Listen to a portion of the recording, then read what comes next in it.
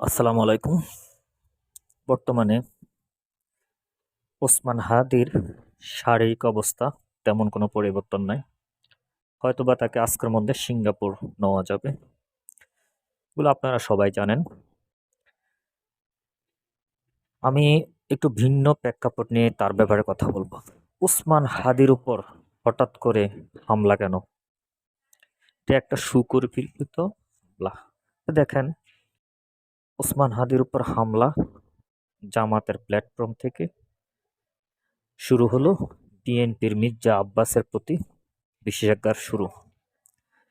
উনি হাসপাতাল ওনাকে দেখতে গেছে।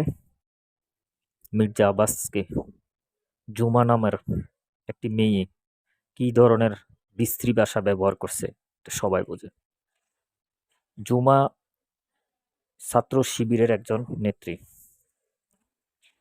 এবং যারা ওইখানে মির্জা আব্বাস যাওয়ার পরে মির্জা আব্বাস যাওয়ার পরে বিভিন্ন রকম ঝামেলা করতেছিল, একজনও কিন্তু ওসমান হাদির সমর্থক না। ওরা সবাই জামাত শিবিরের লোক ছিল। ওসমান হাদির হামলা দিয়ে বাংলাদেশে একটা রাজনৈতিক সংকট সৃষ্টি করার পায়তারা করেছিল ভিন্ন রাজনৈতিক দলগুলা, যেটা সফল হয় নাই আইন শৃঙ্খলা বাহিনীর তৎপরতার কারণে। কারণ তারা উছিরেই বের করে ফেলেছে এটা ছাত্র লীগের একজন ক্যাডারের দ্বারা এই হামলা করানো হয়েছে। ওসমান হাদি শুধু ছাত্রলীগের টার্গেট না, ও জামাত শিবিরেরও টার্গেট। কারণ ওর ইনকিলাব মঞ্চের এই মুখপাত্র ওসমান হাদি, সে এতটাই জামাত বিরোধী যে যতটা না সে আমলিক বিরোধী।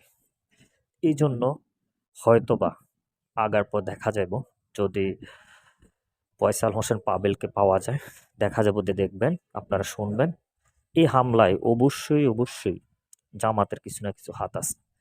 না হইলে ওরা ওই দিন এবারকে হাসপাতালে তাৎক্ষণিকভাবে মম সৃষ্টি করতেছিল মির্জা আব্বাসের বিরুদ্ধে। কেন?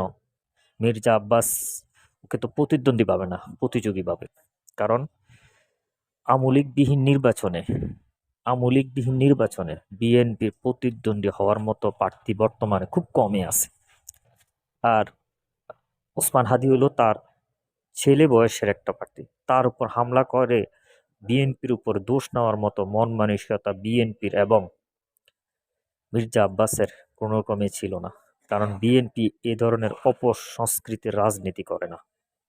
বিএনপি বাংলাদেশের একজন পরিচ্ছন্ন রাজনীতিবিদ মির্জা আব্বাস। ধন্যবাদ সবাইকে। আশা করি সুষ্ঠুই দ্রুতই এই ঘটনার সুষ্ঠু তদন্ত হবে এবং আমাদের কাছে সত্য উন্মোচন প্রকাশ পাবে। ধন্যবাদ সবাইকে।